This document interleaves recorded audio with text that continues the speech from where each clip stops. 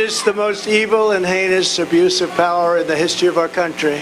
Very sad thing to watch. A corrupt sitting president had his top political opponent arrested on fake and fabricated charges of which he and numerous other presidents would be guilty, right in the middle of a presidential election in which he is losing very badly. This is called election interference and yet another attempt to rig and steal a presidential election. More importantly, it's a political persecution like something straight out of a fascist or communist nation. This day will go down in infamy, and Joe Biden will forever be remembered as not only the most corrupt president in the history of our country, but perhaps even more importantly, the president who, together with a band of his closest thugs, misfits, and Marxists, tried to destroy American democracy. But they will fail and we will win bigger and better than ever before. Muy buenos días, 8 de la mañana en Madrid, horario central europeo, 2 de la madrugada aquí en Manhattan, en Nueva York, donde se vive todavía de lo que han escuchado de Donald Trump, un auténtico seísmo político en el que la economía también empieza a fijarse, a mirar hasta qué punto no se va a convertir en un problema. Todavía no está en esos problemas principales del inversor, pero está cogiendo cuerpo la fragmentación. Fíjense lo que ha dicho Joe Biden, por un lado, diciendo que no está detrás de todo el movimiento de acusación e incluso de arresto en las últimas horas contra Donald Trump. Luego ha sido le han dejado salir, incluso le han dejado ver el pasaporte, pero a la llegada a New Jersey, muy cerquita de aquí, Donald Trump ha puesto encima de la mesa el problema fundamental. Ya lo han escuchado. Hay que intentar por parte de los republicanos sacar de la Casa Blanca a Joe Biden. Fíjense, porque el movimiento nos deja, y ahora entraremos en todo el tema inflacionario, en la fragmentación política, en la división, en el enfrentamiento, en esa fragmentación política que ahora mismo marca sin duda la agenda aquí en Estados Unidos. Manhattan ha vivido en las últimas horas, en esta entrada a la madrugada, en esta última noche, la fotografía del enfrentamiento ya total. Prácticamente no se vivía una situación parecida, sobre todo en las últimas décadas, en el que el enfrentamiento, como han visto, ya es total entre Donald Trump, entre los republicanos y Joe Biden, mandando el mensaje de que hay que sacarle porque es un componente marxista dentro de la Casa Blanca. Joe Biden, que también ha hecho un acto en las últimas horas, ha intentado decir que no está detrás, pero la clave fundamental es que Donald Trump le ha dado la vuelta a toda la fotografía, no solo para no dimitir, sino para decir que todo lo que está sucediendo es porque el presidente, Joe Biden, está intentando acabar con el principal líder de la oposición, con el principal líder de la oposición, algo que ha dicho solo sucede en países marxistas. De tal manera que se pueden imaginar el lío que hay montado alrededor de esa declaración ayer en Miami por parte de Donald Trump y la rueda de prensa posterior aquí en Manhattan, en New Jersey, más bien cerca de Manhattan, en New Jersey. Como ven, noche calmada, aunque la ciudad nunca duerme aquí en Manhattan. The city that never sleeps, que decía Frank Sinatra, en una fotografía en la que la inflación no deja dormir a gran parte de los neoyorquinos, y en Washington, donde hoy va a comparecer Jerome Powell en esa decisión de la Reserva Federal, ahí parece que tampoco deben estar pudiendo dormir fácil. Tenemos en la fotografía lo que conocimos ayer, el movimiento de caída, lo ven en este primer gráfico, de la inflación en Estados Unidos a un límite mayor del que se esperaba, con el problema de lo que está sucediendo con la inflación subyacente, con la inflación core, esa inflación core que sí que nos está marcando que todavía hay un componente importante, sticky, pegajoso, que Joe Biden va a tener que atacar, que Jerome Powell va a tener que atacar, y lo va a tener que hacer. Vamos a ver, ¿por qué? Porque el titular principal, después de conocer este dato de inflación, viene reflejado en que la Fed va a iniciar un proceso de pausa total. Ese sería el titular principal que se ha movido aquí en las últimas horas en Estados Unidos alrededor del dato de inflación.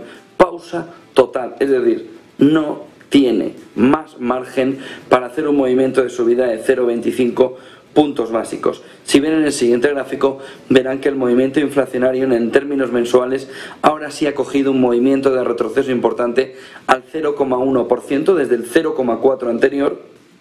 Eso sí, en términos subyacentes está más o menos, está igual en el mismo dato que el último mes.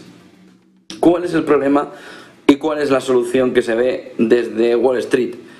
La clave fundamental está en que el problema es la inflación sigue siendo pegajosa, pero es normal que la inflación pegajosa se haya quedado después del movimiento inflacionario tan fuerte, por lo que la ruta no debería alterarse, y la ruta es que los tipos están tan altos que va a continuar la inflación descendiendo hasta el entorno del 3% en el mes de junio, 3,2, 3,3, según los datos de nowcasting que nos está dando la inflación la Fed de Cleveland. De tal manera que, fíjense en el siguiente gráfico, porque lo único que de verdad podría estar llamando la atención de una manera agresiva es el componente de shelter, un componente que nos estaría marcando un 0,6%, que si nos vamos por ejemplo a noviembre era del 0,6%, si nos vamos a diciembre del 0,8%, pero se ha estado moviendo entre el 0,6 y el 0,8%.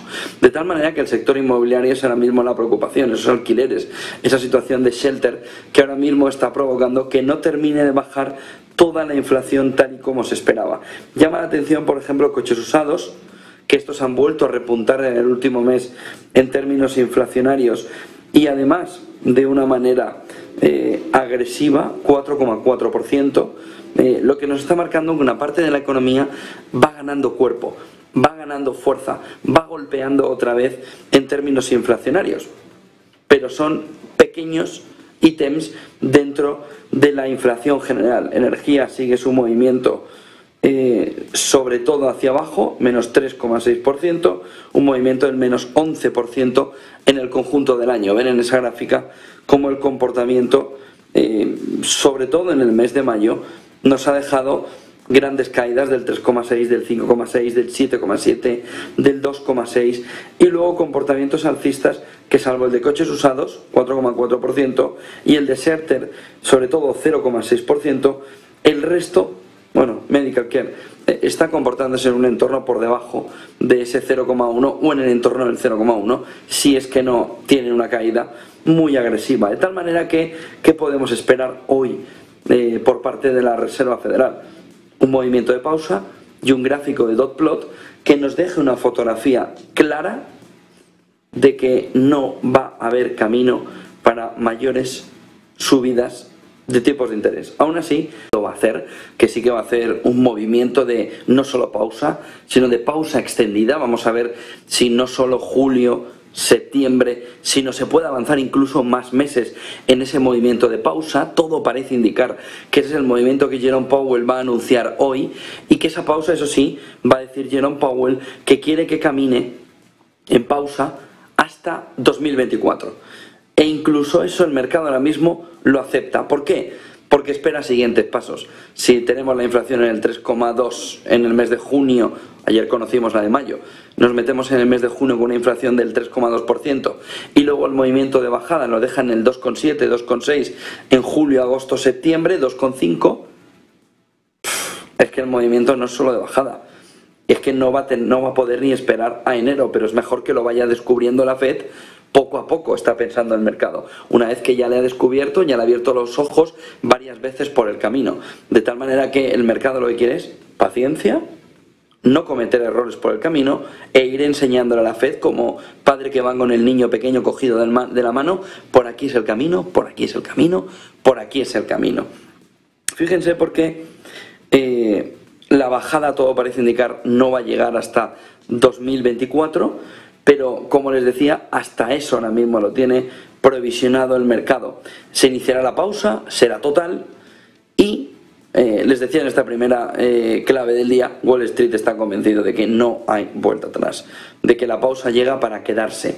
Punto número 2, lo que hemos visto, esa fractura en Estados Unidos ante la acusación federal contra Trump. Biden dice no estar detrás del proceso. Excusatio non petita, accusatio manifesta.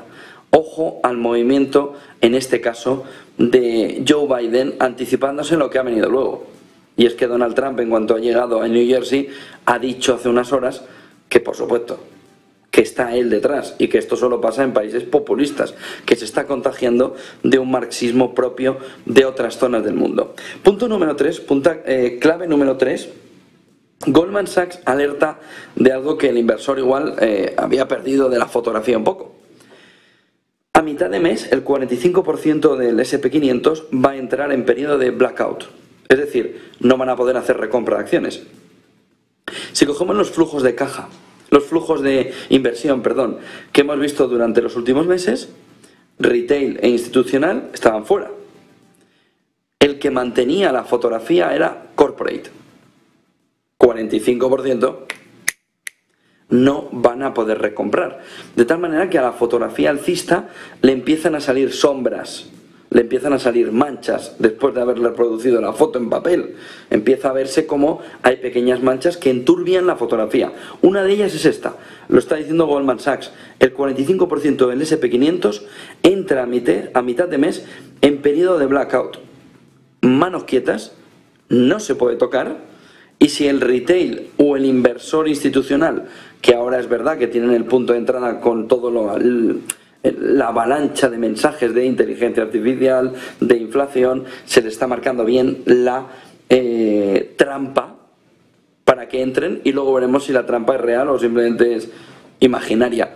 Pero la clave fundamental es que el inversor institucional y el inversor retail ahora sí se le está moviendo para que entre, porque se le está convenciendo de que hay algo que lo cambia todo, que se llama inteligencia artificial. Vamos a ver si no es una trampa de entrada que tiene consecuencias dramáticas.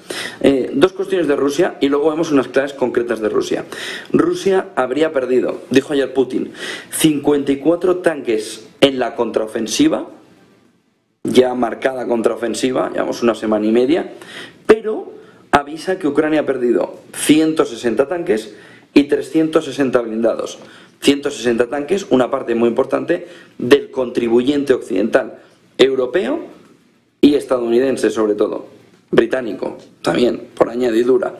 Pero ojo, porque la imagen más repetida en los últimos días es la de soldados rusos con el trofeo de un tanque o Leopard o estadounidense, o alemán o estadounidense. Ojo con el daño a la opinión pública europea y estadounidense de esas imágenes que se empiezan a ver ya como trofeo que han conseguido los militares rusos después de haber capturado esos tanques. Ojo, porque unido a esto, ayer tuve una reunión con miembros de comunicación y blogueros, por lo que se ha sabido, Vladimir Putin también describió la situación actual como muy complicada. Fíjense, porque en esa misma reunión dijo lo que no esperaba Occidente en la cadena de suministros, que es el movimiento de abandonar el acuerdo del cereal de manera definitiva. Rusia, según Putin, estaría considerando ya abandonar ese acuerdo del cereal de manera definitiva y por tanto volver a estresar cadena de suministro en un momento en el que ha relajado, pero en determinadas zonas no. Por ejemplo, en España siguen los alimentos al 12%. Por ejemplo, en Alemania, situación muy parecida. De tal manera que cuidado con lo que puede generar en la cadena de suministro el movimiento de Rusia de abandonar el acuerdo del cereal. Pero entremos en claves concretas del día alrededor de la guerra de Ucrania, aparte de estos dos temas concretos. Miren, la actualidad de la guerra entra en un terreno complicado. La primera clave de la última jornada nos lleva a lo que ya hemos comentado, como Putin acepta que han perdido 54 tanques desde el inicio de la contraofensiva por parte de Ucrania. También por encima de la mesa los tanques que se han perdido por parte de Ucrania, más de 150, 160, más blindados, más de 300. Pero ese primer punto, que antes lo hemos pasado explicando concretamente ese punto, hay que alinearlo y recuperarlo con el segundo punto. Putin amenaza con tomar más territorio de Ucrania para proteger ciudades fronterizas. El mensaje último en la jornada de ayer de Putin es: cuidado, porque el movimiento de ataques que hemos recibido, dijo, en territorio ruso, le puede llevar, dice Putin, a Rusia a intentar tomar otros territorios en territorio ucraniano, que sirvan como de colchón, como de facilidad para que Ucrania no pueda atacar a Rusia. Ojo, porque el movimiento se está viendo sobre todo por la OTAN con mucha preocupación. Saben que la OTAN está realizando ejercicios militares en Alemania durante la semana, pero está viendo con una preocupación enorme estas palabras de Putin amenazando con tomar más territorio en un contexto como el actual de contraofensiva ucraniana, en el que Rusia aprovecharía para, a la vez que intenta frenar la contraofensiva, intentar tomar territorios, sobre todo en la zona norte de Ucrania, para intentar defenderse. Von der Leyen, también ha hablado en las últimas horas, nos ha dejado también la fotografía de cómo cree que debe resolverse y por qué está ayudando a Europa, sobre todo. Dice, si Rusia deja de luchar, acaba la guerra, pero si Ucrania deja de luchar, desaparece del mapa. Añadimos lo del mapa, desaparece.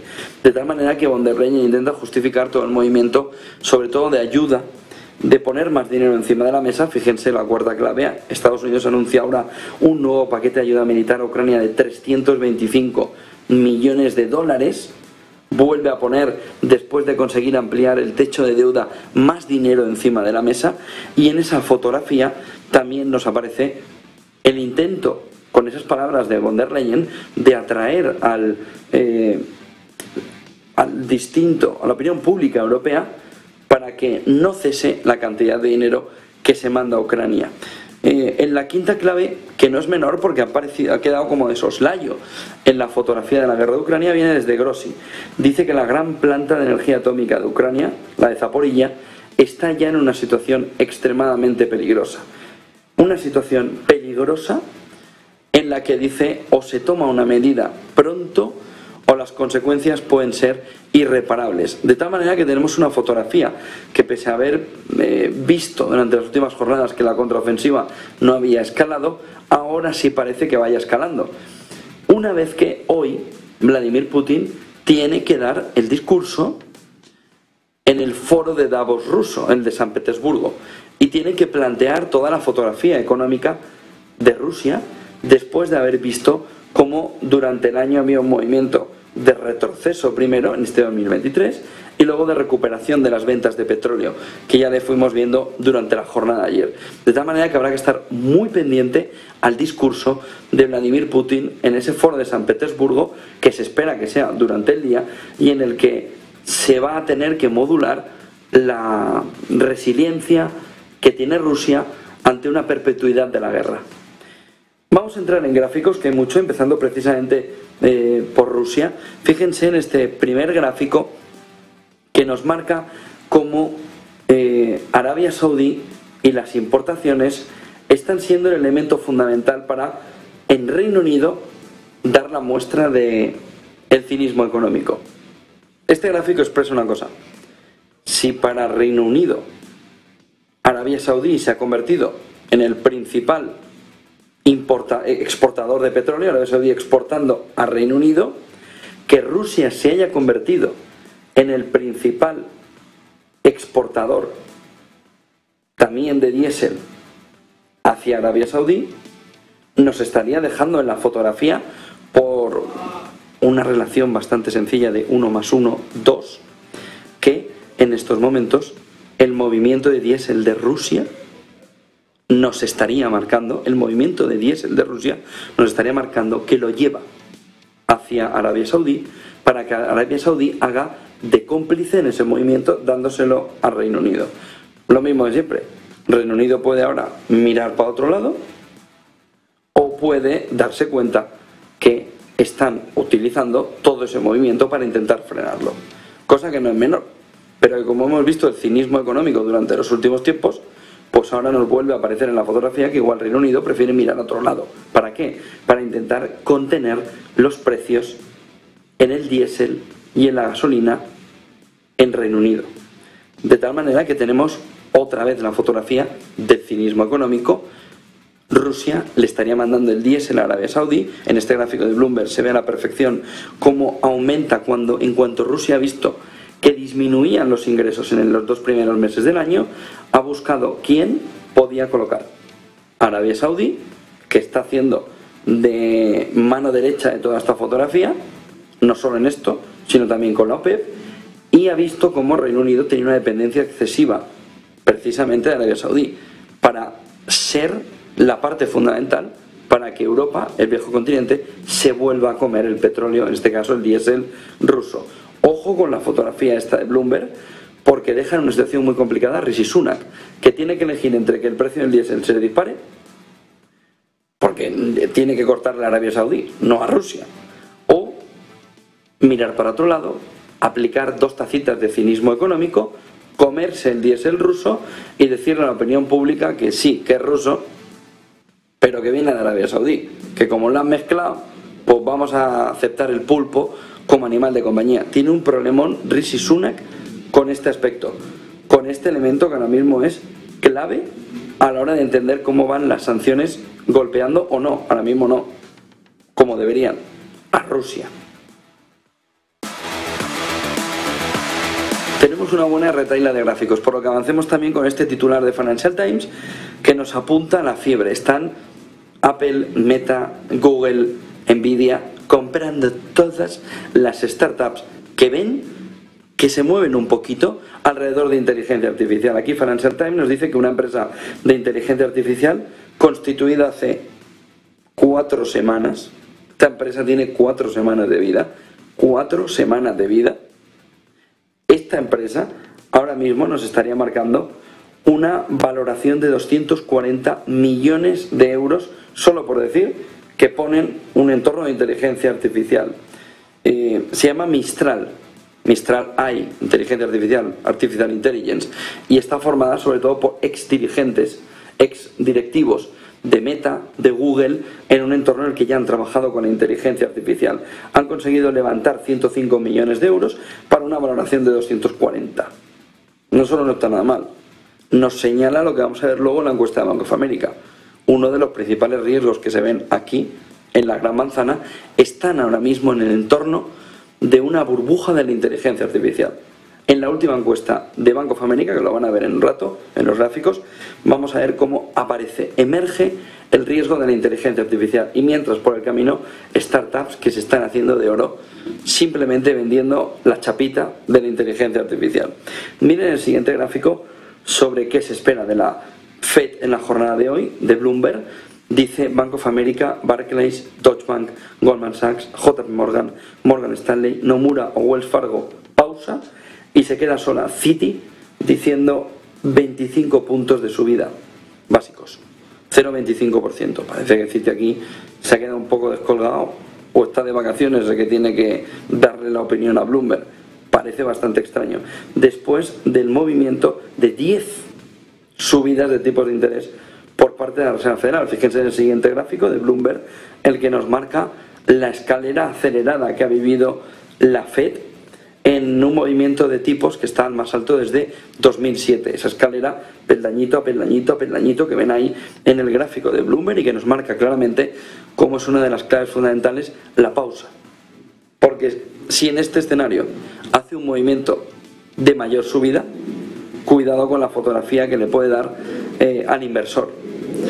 Caminemos también hacia lo que está sucediendo en países, por ejemplo, latinoamericanos, incluidos Bolivia, Ecuador y Argentina, que se unen a otros países, en este caso Ghana, Pakistán, Egipto o Kenia, en el sufrimiento de los diferenciales elevados de bonos internacionales.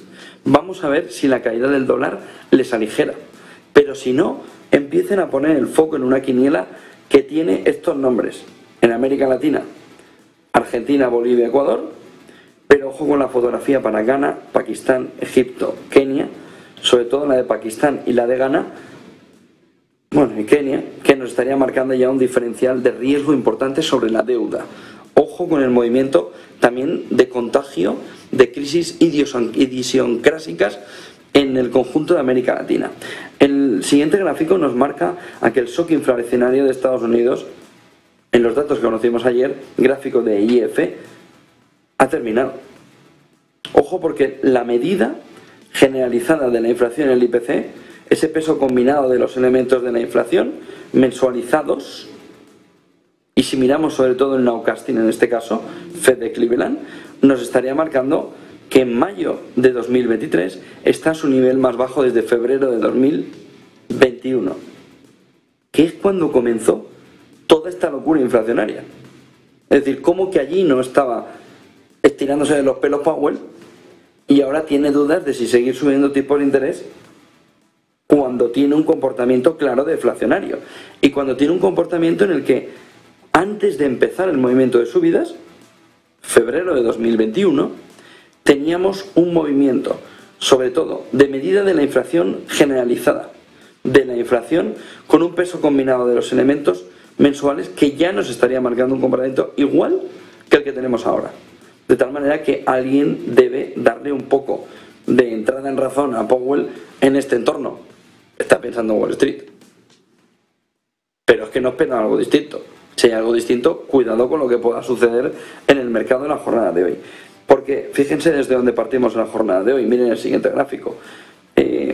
Tecnologías de la información dentro del SP500 desde el inicio del año, más 38,7%.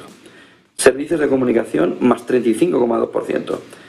Consumo discrecional, más 26,7%. Tenemos también el comportamiento del SP500 en el 13,8%.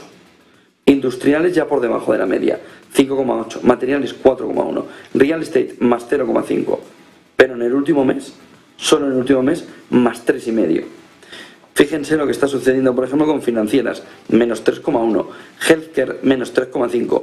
Utilities, caída superior al 6%. O energía, más del 8% de caída, menos 8,1%.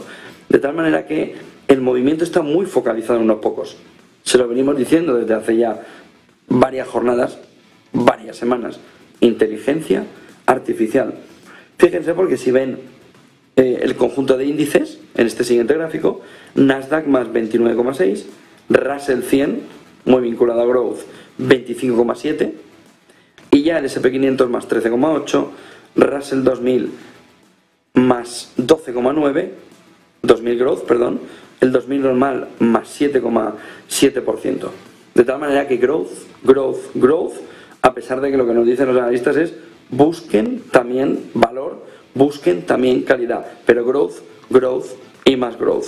Fíjense en el siguiente gráfico, porque, claro, este gráfico de Bloomberg se ve que el componente, por ejemplo, de huevos, por tanto en la cesta de la compra, en el IPC cayó un 13,8%. Un 13,8% mensual. Fíjense en el desplome.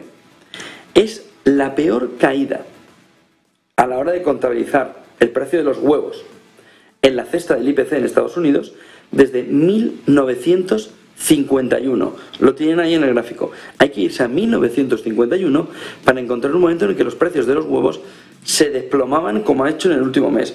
Menos 13,8%. Pero no hay quien dice que no hay componente deflacionario en la fotografía.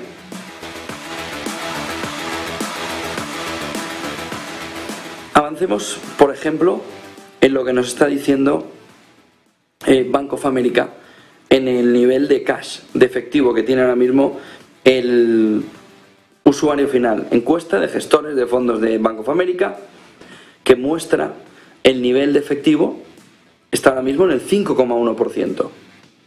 Pero se ve además la manera en la que se está viendo cómo se limita a bonos tecnológicos e investment grade, de tal manera que la asignación de acciones en mínimos de 5 meses se puede considerar ya un movimiento de dolor importante de activos de riesgo que sigue en alza, es decir, que no quiere bajo ningún concepto de inversor. Pues por ejemplo que le den un high yield corporativo donde tiene una dificultad importante si el riesgo incrementa, y sobre todo si lo tiene hecho en bonos tecnológicos e investment grade, tiene el camino hecho. Miren el siguiente gráfico porque nos sorprendió el ministro de Economía, Habeck, diciendo que tiene previsiones de crecimiento muy optimistas. Miren el gráfico porque espera un crecimiento del 0,4% este año, 2023, no sabemos de dónde se lo saca, muy por encima del consenso, ligera contracción, 0,15%, pero prevé un crecimiento del 1,6% y el 1,9% el próximo año, lo que sería prácticamente el doble del consenso. O Habeck está viendo algo que el resto no ve, o Habeck está intentando ser optimista por alguna razón que el mercado, por otro lado, no ve y que intenta poner encima de la mesa en la fotografía actual, en la circunstancia actual. Entremos en más detalle de la encuesta de gestores. 3 gráficos de ella, de Bank of America. La primera, cae el miedo, en este gráfico, del credit crunch. Cae poco, pero cae, sigue siendo número 2, pero cae importante. Era el número 1, cae al número 2, pierde mucho terreno sobre todo, y fíjense lo que les decía al principio, aparece como último factor de miedo ahora mismo por parte del inversor, una burbuja de inteligencia artificial, una burbuja al estilo de las .com, de inteligencia artificial. Credit crunch se reduce y gana ese espacio, precisamente la posible burbuja alrededor de inteligencia artificial, que va perdiendo cuerpo. Pues un evento de crédito sistémico gana un poco de cuerpo, pero no demasiado. El riesgo geopolítico gana también, Rusia, Ucrania, China y Taiwán, pero es poquito, y gana mucho más la inflación y el mantenimiento de los bancos centrales de los tipos más tiempo del deseado arriba, que los hawkies cojan el poder. Eso termina por dispararse junto a la burbuja de inteligencia artificial, pierde mucho cuerpo, recesión global y credit crunch bancario. Ojo al siguiente gráfico de ese informe de encuesta de gestores que nos marca el soft landing, sigue igual un poquito más, en el consenso habrá un soft landing, es decir, una recesión muy justita. Hard landing pierde cuerpo, no landing también pierde cuerpo, a favor sobre todo de ese soft landing. Y entramos en informe de Candriam, tenemos varios, uno de ellos, Estados Unidos, 70% de soft landing, lo ven ahí en el gráfico, 15% una recesión suavecilla, una recesión más fuerte por culpa de un endurecimiento de las condiciones de préstamo bancarias, llevaría el Producto Interior Bruto en Estados Unidos al 1,1 y en 2024 al menos 0,2. Ojo al movimiento de Candriam en este informe de perspectivas. Señala también que en un escenario de soft landing, que es el 70% de la previsión por parte de Candriam, y ya han visto que una parte muy importante de los managers, de los fund managers en la encuesta de Bank of America, dejaría el Producto Interior Bruto en 2023 en el 1,6 para reducirlo al 0,9 en 2024. Europa, 60% favorable, sobre todo por lo que ha sucedido con el gas natural, que ha caído sobre todo ese precio para darle ligereza a la economía europea. Sin embargo, se ve un 25% de probabilidad de tener un entorno más débil, no recesionario, más débil en el conjunto europeo por la subida de tipos de interés por parte del Banco Central Europeo, lo veremos mañana, o un 15% que también sigue esperando recesión. 0,3 este año arriba, pero menos 1% en 2024. Ojo al movimiento, sobre todo porque ve la inflación en el 6,2, eso más o menos en los dos, en el rojo y en el amarillo de los escenarios lo ve igual, ve la del 8,4 en el escenario favorable. Otra de las claves fundamentales del informe de Candriam está aquí. Dice, en este escenario la Fed podría marcar la pausa, dando un movimiento para estabilizar, ver la situación, data, y tomar la decisión. Lo que nos está planteando es un movimiento de soft landing en este escenario, como hemos visto, dejaría el crecimiento 1,6, 0,9, pero un escenario de tightening bancario, de condiciones de endurecimiento de condiciones bancarias, dejaría un 1,1 este año, un menos 0,2 en 2024. Es decir, 2024 está gran parte del problema y de la fotografía. Otro de los puntos clave está en esas expectativas. Vamos a conocer hoy el dot plot por parte de la Reserva Federal. Aquí Candriam nos adelanta un poco el movimiento de la marcha, sobre todo cuándo debería ir caminando la media del dot plot para iniciarse el proceso de reducción de tipos de interés. Vamos a verlo en la reunión de hoy. Pero tiene otro informe Candriam llamativo alrededor, y que interesa sobre todo al bolsillo del Ejecutivo, alrededor de cómo aumentan los vínculos entre los criterios ESG y la remuneración de los ejecutivos.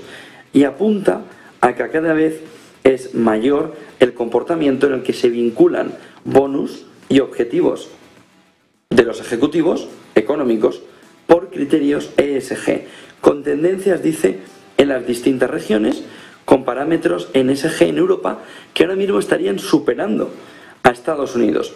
Fíjense en este gráfico porque nos marca de qué manera, la primera parte es la de Europa, nos estaría marcando una unificación de esos criterios a corto o a largo plazo en el bonus y en la remuneración de los ejecutivos.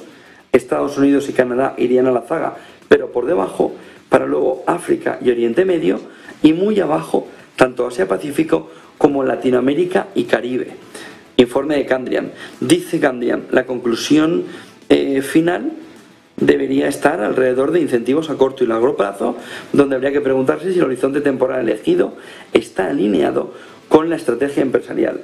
Llama la atención las ponderaciones, dice que toda empresa debe preguntarse si es la ponderación otorgada a cada parámetro ambicioso y relevante para la empresa, y ve también como importante divulgación y objetivos claros, si es clara y comprensible la divulgación de las razones de la elección de parámetros y objetivos, la alineación, dice si es el parámetro ESG relevante para la estrategia ESG de la empresa, o si siempre se ha puesto para cobrar el bonus.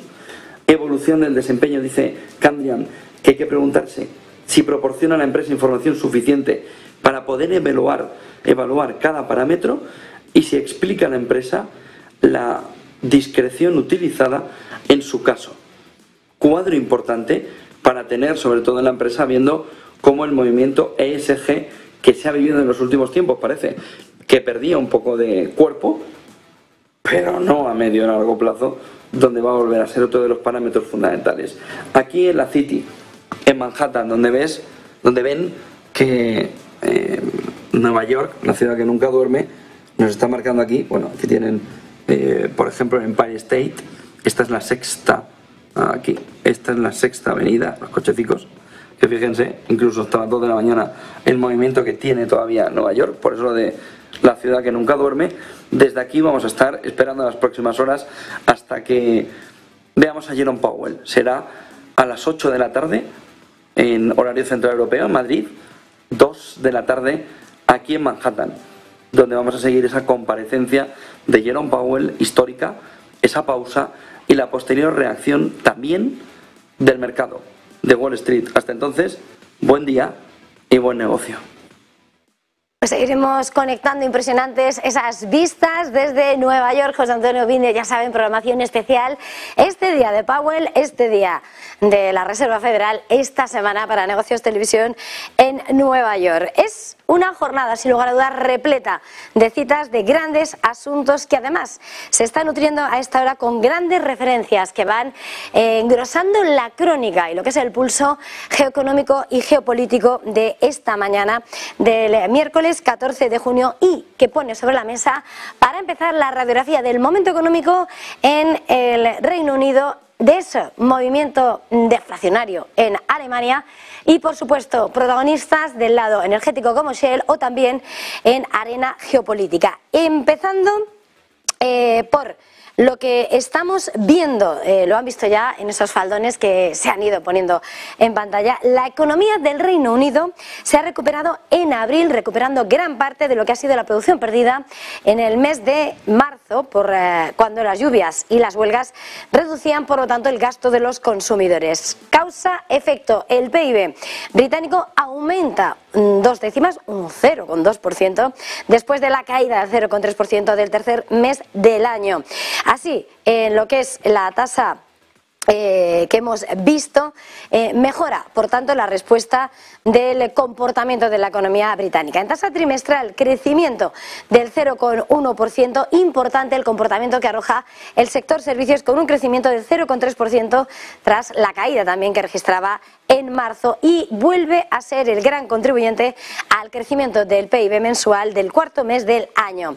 La producción, por tanto, de servicios orientados al consumidor ha crecido también un 1% en abril tras la caída del mes anterior, y en cuanto a la producción cae 0,3% en abril. Importante también como el sector de la construcción, uno sobre los que se pone la mirada, cae el 0,6% en abril tras el crecimiento del 0,2%. Es caída, es menor actividad en ese sector de la construcción en un momento en el que no deja de mirarse a ese endurecimiento de la política monetaria del Banco de Inglaterra. Con todo, el comercio minorista, la información, comunicación y la industria cinematográfica han impulsado el PIB británico. Pero importante si hablamos del Reino Unido y sobre todo a tenor de las declaraciones que acabamos de escuchar al canciller, al ministro de Economía Jeremy Hunt, que insiste en que deben insistir en recortar la inflación a la mitad este año. Con ese llamamiento a, por lo tanto, endurecer la política monetaria es donde vemos como, aunque el PIB del Reino Unido crece de forma nimia frente a la contracción de marzo, las esperanzas de que en Gran Bretaña, que en el Reino Unido se pueda evitar la recesión pronosticada el año pasado, parecen desvanecerse en medio de esos llamamientos reiterados a que continúe ese tono agresivo, esa política monetaria del Reino Unido, y en un momento en el que los mercados apuestan a que el Banco de Inglaterra tiene también que hacer más por controlar esa batalla contra la inflación, que supera más de 4 veces el objetivo del 2%, y se da por hecho que este mes sube al 4,75%. Dice, por tanto, que se tienen que ceñir, dice Jeremy Hunt, a mantenerse en el plan de reducir la tasa de inflación este año. Por supuesto, si miramos a economías europeas, Reino Unido fuera del euro, tenemos que hablar de la locomotora europea, otra de las grandes referencias del mundo, y además un día después de haber conocido cómo ese IPC se mantenía en Alemania en el 6,1%. Hoy importante lo que hemos visto en ese índice de precios al por mayor en Alemania. La inflación mayorista en abril se sitúa en el menos 2,6% en tasa interanual, menos frente al menos 3,3% esperado. En tasa mensual también ese movimiento que apunta a esa deflación es menos 1,1%, mucho mayor que la previsión del menos 0,4% que se esperaba y que marca la radiografía de ese camino en la que está inmersa la locomotora europea. Y por supuesto, con nombres propios, tenemos que hablar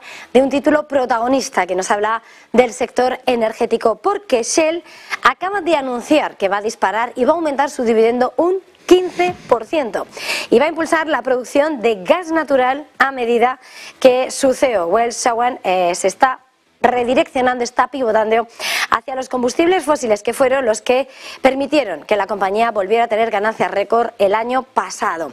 En parte de ese giro de la petrolera es una jornada en la que vamos a tener la presentación del plan del consejero delegado de Shell en Nueva York, sus planes en los que, además del aumento de dividendos que entra en vigor este trimestre, Shell se va a comprometer a recomprar al menos 5.000 millones de dólares en acciones en el segundo semestre. La compañía reducirá el gasto de capital de 22.000 millones a 25.000 millones al año para 2024 y 2025. Es, sin lugar a dudas, uno de los protagonistas de esta mañana mirando al terreno empresarial. Pero, por supuesto, en una jornada como la de hoy no podemos dejar de hacernos eco de las grandes noticias que escriben la crónica en página geopolítica y con la mirada puesta en la guerra en Ucrania. Rusia considera que tiene luz verde para destruir infraestructuras y cables submarinos. Es la declaración que llega a esta hora por parte del gobierno de Moscú en una jornada en la que hemos escuchado al expresidente Dmitry Medvedev señalar que una posible zona sanitaria futura en Ucrania debería pasar a lo largo de las fronteras de Lviv para ser y constituir una protección real para la Federación Rusa. Esa creación de esa zona sanitaria serviría para evitar el bombardeo de territorios rusos desde Ucrania y, según Medvedev, requerirá trasladar los sistemas de combate de Kiev a una distancia mínima de 300 kilómetros a toda la gama de armas disponibles del enemigo, según la opinión de expertos militares que citan las agencias rusas. Dmitry Medvedev lo que señala es que la complicidad de Occidente, además en lo que fue la destrucción de Nord Stream, elimina la restricción de la Federación Rusa sobre la destrucción de cables en el fondo del Atlántico. Por lo tanto, mira de forma positiva, da ese reconocimiento a que Rusia tiene el derecho y que tiene luz verde para destruir infraestructuras y cables submarinos después de las informaciones que apuntan a esa intervención de Occidente para destruir las tuberías de ese gasoducto clave para el suministro energético de gas, hace más de un año ya, hacia Europa con Nord Stream, y que hasta ahora llega además con esas declaraciones de Dmitry Medvedev hablando de una zona sanitaria para proteger la defensa de Rusia. Son sin lugar a dudas las grandes noticias de última hora que han llegado en los últimos minutos a nuestra redacción y que llegan además en una jornada en la que el mercado está esperando a la Reserva Federal. ¿Y cómo espera? Bueno, el S&P y el Nasdaq en máximos de 13 meses. Vemos, sin embargo, los futuros del DAX corrigiendo la baja un 0,13%, algo más lo que ceden los futuros del IBEX, y también el mercado americano en futuros se prepara una apertura en negativo a la espera de Powell. En lo que hemos visto en Asia, el índice Nikkei en Tokio presumiendo también máximos de 33 años, 33.502 enteros, 1,5% de subida en la jornada de hoy, donde volvemos a ver como de la mano del movimiento del petróleo, INPEX, la petrolera, la compañía energética, sube el 1,5% esta mañana. Hoy toca corrección en algunos de los títulos que han protagonizado las subidas del sector tecnológicos, semiconductores. Advantes retrocede un 0,29% y la Lasertec 0,51%, mientras que vemos como SoftBank, esa líder en tecnología que vigilamos, sube hoy un 4,75%. Lo que hemos visto en China, en el Hansen de Hong Kong, 0,82% de corrección en el índice general, mientras que el tecnológico avanza por la mínima. Los principales movimientos hoy llegan de semiconductores, 2% es lo que se recupera SMCI, lo estamos viendo a esta hora, mientras que Huajón también avanza, aunque a distancia, un 0,37%. Y en cuanto a los grandes títulos energéticos tecnológicos, vemos a Baidu dispararse el 1,5%, corrección en Alibaba, mientras que Tencent avanza el 0,44%. Jornada, por tanto, clave, jornada en la que vamos a seguir pendientes de todas las referencias que van engrosando la crónica económica, geoeconómica de la actualidad del día. Con todo esto, vamos a completar la fotografía con los titulares del día.